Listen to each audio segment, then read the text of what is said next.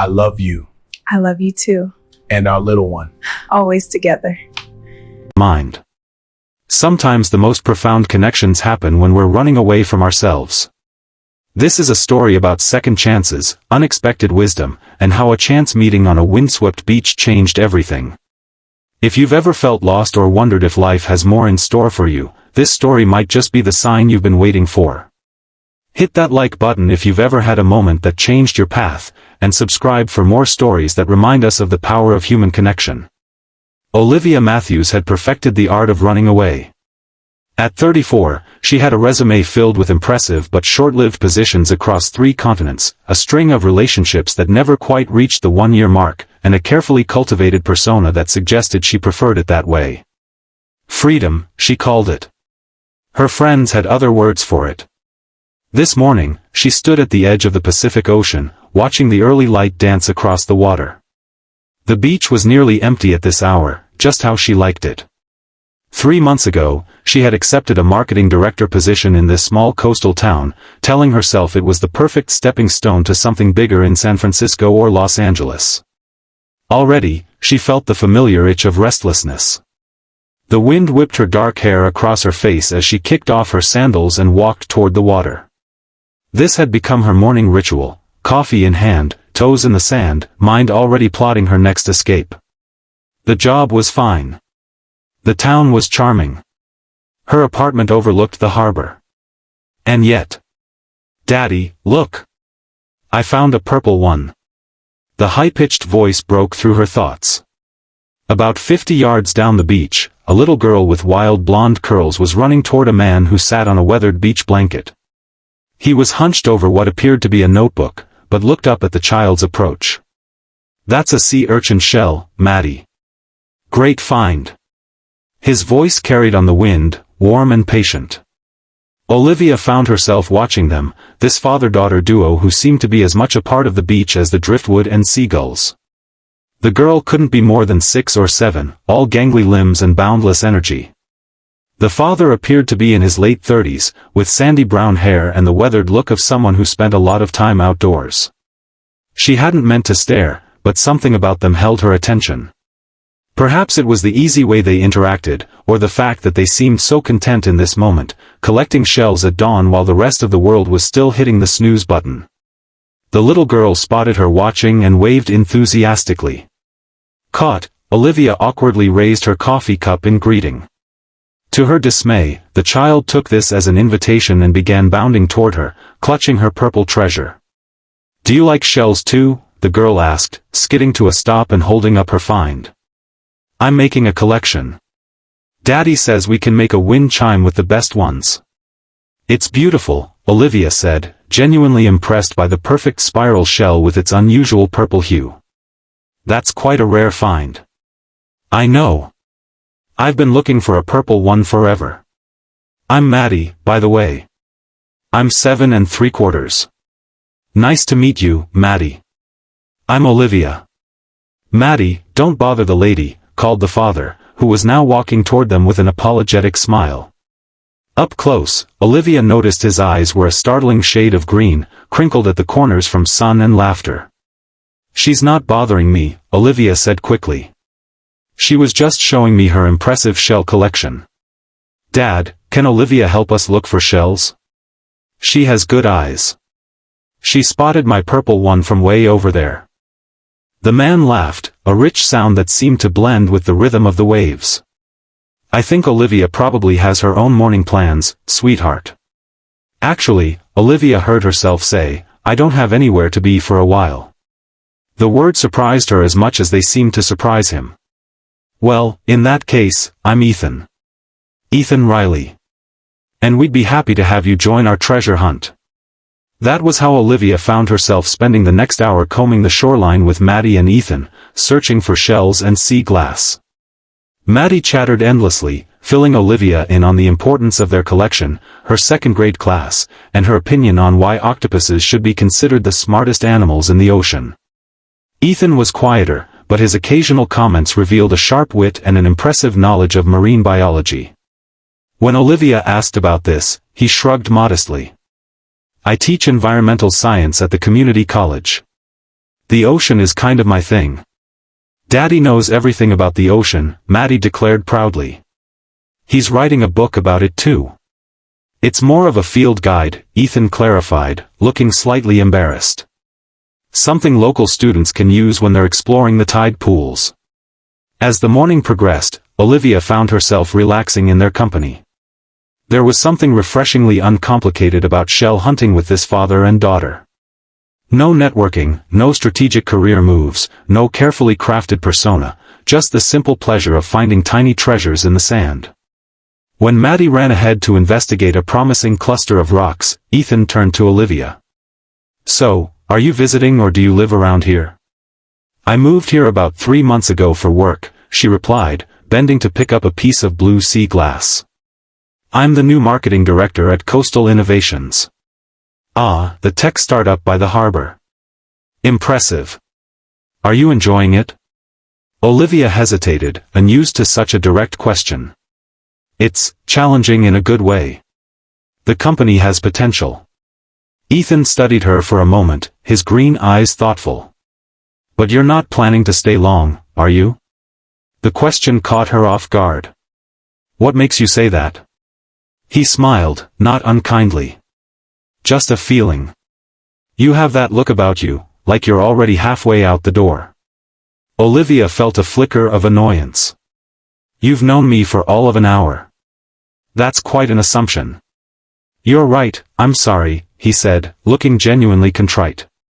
"Occupational hazard of being a single parent, I guess. You get used to reading people quickly." The mention of his single parenthood hung in the air between them. Olivia found herself wondering about Maddie's mother but knew better than to ask. "How long have you lived here?" she asked instead. "All my life, except for college and grad school. Came back when Maddie was 2. His eyes drifted to his daughter, who was now carefully arranging her shells on a flat rock. "This town has a way of either driving people away or pulling them back. Not much middle ground." "And you're firmly in the pulled back category?" "I am now," he said simply. "Wasn't always the case." Before she could ask what he meant, Maddie came running back, her hands cupped around something. "Look what I found. It's alive." In her palms was a tiny hermit crab, its borrowed shell glistening with seawater. Olivia leaned in, charmed by the creature's cautious emergence. "He's looking for a bigger home," Ethan explained, gently touching the shell with his fingertip. "See how he's almost too big for this one? He'll keep trying on shells until he finds the perfect fit." "Like Goldilocks," Maddie giggled. "Exactly like Goldilocks," Ethan agreed. "But we should put him back where you found him so he can continue his search." As they watched Maddie carefully return the crab to its tide pool, Ethan said quietly, "Some of us spend our whole lives like that little guy, always thinking the next shell will be just right." Olivia felt a strange tightness in her chest, as if he had somehow read her thoughts. "And some of us are content with whatever shell we find first," she countered. "Touché," he laughed. "Though I'd argue it's less about the shell and more about recognizing when you found the right one." The conversation was veering into territory that felt uncomfortably personal. Olivia checked her watch, surprised to see that nearly 2 hours had passed. "I should probably get going. I have a meeting at 10. "Of course," Ethan said. "Thanks for joining our expedition. You've been officially inducted into the Riley Shell Seekers Club. It's very exclusive," Maddie added solemnly. "You're our first member who isn't related to us." "I'm honored," Olivia said, and was surprised to realize she meant it. "Thank you for letting me join." As she gathered her things, Maddie tugged at her father's sleeve and whispered something. Ethan hesitated, then nodded. "Maddie wants to know if you'd like to come back tomorrow. We're here most mornings, weather permitting." Olivia opened her mouth to politely decline, to explain that this morning had been an anomaly in her carefully structured routine. Instead, she heard herself say, "I'd like that." The smile that lit up Maddie's face was worth the momentary lapse in judgment. And if Ethan's smile affected her in a different way, well, that was something she could examine later. As she walked back up the beach toward the parking lot, Olivia felt oddly lighter. The familiar weight of restlessness that had been building over the past week seemed temporarily lifted. It was just a morning on the beach, she told herself. A pleasant diversion, nothing more. But as she started her car and headed toward the office, she found herself looking forward to tomorrow's tide, and what treasures it might bring. The next morning, Olivia arrived at the beach earlier than usual, telling herself it was because the forecast predicted rain later in the day. She spotted Ethan and Maddie already at their usual spot, the little girl jumping waves while her father set up what looked like a portable easel. "You came back," Maddie exclaimed when she saw Olivia approaching. Her delight was so genuine that Olivia couldn't help but smile. "I promised, didn't I?" she said, handing the child a small paper bag. "I brought something for your collection." Inside was a delicate sand dollar Olivia had found years ago on a business trip to Florida. It had sat on her bookshelf through 3 apartment moves, a small reminder of a rare moment of peace in her otherwise hectic life. Maddie's eyes widened as she carefully lifted it from the bag. "It's perfect. Dad, look." Ethan examined the sand dollar with appropriate reverence. "That's museum quality," he said, giving Olivia a warm look. "You didn't have to do that." "I wanted to," she replied simply. "It deserves to be part of a proper collection instead of gathering dust on my shelf." They fell into an easy rhythm that morning. Ethan was working on illustrations for his field guide, sketching the local seabirds with remarkable skill. Maddie alternated between shell hunting and pestering her father with questions about his drawings. Olivia found herself drawn into their world, offering opinions on Ethan's sketches and helping Maddie identify her finds. "You're good with her," Ethan commented during a moment when Maddie was occupied with building a small sand castle near the water's edge. "She makes it easy," Olivia said. "She's a remarkable kid." "She is," he agreed, his pride evident. "Though I can't take all the credit. She came into this world with that spark." "How long have you been on your own with her?" The question slipped out before Olivia could stop herself. "I'm sorry, that's personal." "You don't have to answer." Ethan set down his pencil, watching his daughter as she carefully decorated her castle with shells. "Almost 5 years now." Her mother decided that small-town life and motherhood weren't for her. "She's in New York now, I think. Fashion photography. We get a birthday card every year." The matter-of-fact way he delivered this information made Olivia's heart ache. "That must have been difficult." "It was," he acknowledged. "Still is, sometimes. But we've found our rhythm." He turned to look at her directly. "What about you? What brings someone with your obvious talents to our little coastal hideaway?" Olivia hesitated, unused to talking about herself in any meaningful way. Her practiced response about career advancement and strategic moves suddenly seemed hollow. "I needed a change," she said finally. "My last position in Seattle was intense. 80-hour weeks, constant travel. When the opportunity here came up, it seemed like a good way to catch my breath." "And has it been? A good way to catch your breath?" She considered the question. "In some ways. The pace is certainly different. But I'm not very good at slowing down, I think. Hence the restlessness," Ethan observed. "You're very perceptive for someone who spends his days with 7-year-olds and seagulls," she said, only half joking. He laughed. "Occupational hazard number 2. You learn to read between the lines." His expression grew more serious. "For what it's worth, I think you might be selling this place short. There's more here than meets the eye." "Is that your subtle way of suggesting I should stick around longer than my usual 6 months? Is that your usual time frame?" he asked, raising an eyebrow. Caught, Olivia felt her cheeks warm. "More or less. I get antsy." "Antsy," he repeated thoughtfully. Interesting word choice. Before she could respond, Maddie came running up, her hands cupped around another discovery. The moment passed, but Ethan's words lingered in Olivia's mind throughout the rest of the morning. As the days turned into weeks, these beach mornings became a fixture in Olivia's life.